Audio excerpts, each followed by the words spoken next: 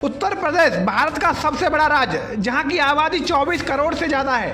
कानून व्यवस्था बनाए रखना एक बड़ी चुनौती है, लेकिन जब उसकी कानून व्यवस्था की रीढ़ यानी पुलिस ही बार बार नाकाम साबित हो तो सवाल उठना लाजमी है। आज हम बात करेंगे यूपी पुलिस की 10 बड़ी नाकामयाबियों की, जो न सिर्फ जनता का भरोसा तोड़ती हैं, बल्कि पूरी व्यवस्था पर सवाल या निशान खड़ा करती हैं। नंबर 1, हाथरस कांड 2020। हाथरस में 19 साल की दलित युवती के साथ गैंगरेप फिर मौत की दर्दनाक घटना ने पूरे देश को झकझोर दिया था। लेकिन यूपी पुलिस का रवैया, पीड़िता के शव को रातों रात जबरदस्ती जला दिया गया, परिवार को अंतिम संस्कार में शामिल नहीं होने दिया गया, पहले FIR दर्ज करने में आनाकानी की गई। ये मामला पुलिस के संवेदनहीन रवैये की सबसे बड़ी मिसाल बन गया था। नंबर 2, गैंगस्टर विकास दुबे एनकाउंटर 2020। कानपुर के कुख्यात अपराधी विकास दुबे ने 8 पुलिस वालों की हत्या कर दी।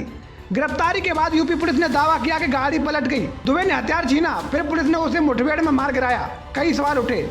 नंबर 1, एक गैंगस्टर जो VIP ट्रीटमेंट पा रहा था, अचानक भागने कैसे लगा?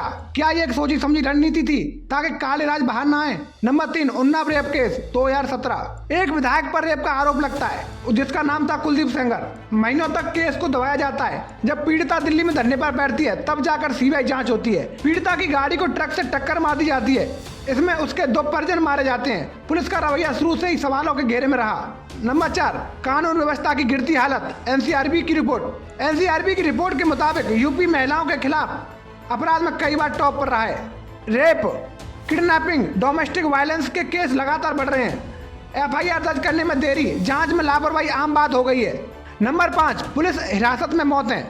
कई बार थाने के भीतर ही आरोपियों की मौत हो जाती है, जैसे कि प्रतापगढ़ में फैसल खान की संदिग्ध मौत, कासगंज में अल्ताफ की मौत। इनमें से कई मामलों में पुलिस खुद क्लीन चिट दे देती है। नंबर 6, नकली एनकाउंटर और फर्जी मुठभेड़। यूपी में एनकाउंटर कल्चर को बढ़ावा मिला है। सरकारी आंकड़ों के मुताबिक 2017 के बाद 10,000 से ज्यादा एनकाउंटर हुए, लेकिन इनमें से कई पर सवाल उठे। क्या ये सब असल थे?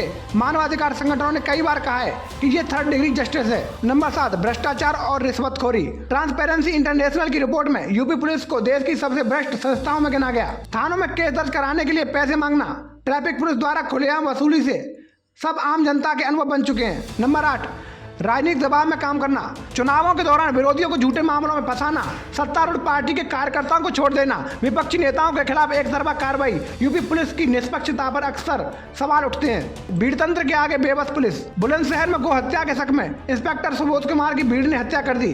कई बार पुलिस तमाशाबीन बनी रहती है जब मॉब लिंचिंग होती है। क्या पुलिस की ट्रेनिंग, मॉरल या इंटेलिजेंस में खामी है? ये आपको सोचना होगा। नंबर 10, डिजिटल युग में तकनीकी में पीछे रहना। जहां आज साइबर क्राइम बढ़ रहा है, वहां यूपी पुलिस के पास अच्छे एक्सपर्ट की भारी कमी है। शिकायत अंदर होने के बावजूद कार्रवाइयां महीनों तक नहीं होती। यूपी पुलिस की ये 10 नाकामियां केवल घटनाएं नहीं है, ये सिस्टम की गंभीर खामियों की ओर इशारा करती हैं। पुलिस सुधारों की बातें दशकों से हो रही हैं, लेकिन जमीनी हकीकत बहुत अलग है। जब तक पुलिस जवाबदेह नहीं होगी, पारदर्शी नहीं होगी और जनता की सेवा के लिए नहीं, सत्ता की सेवा के लिए काम करती रहेगी, तब तक ऐसे हादसे दोहराते जाएंगे। सवाल ये नहीं है कि यूपी पुलिस कितनी बड़ी है, सवाल ये है कि क्या ये भरोसे लायक है। अगर आपको ये हमारी खबर अच्छी लगी हो तो कमेंट बॉक्स में जरूर बताएं। जय हिंद।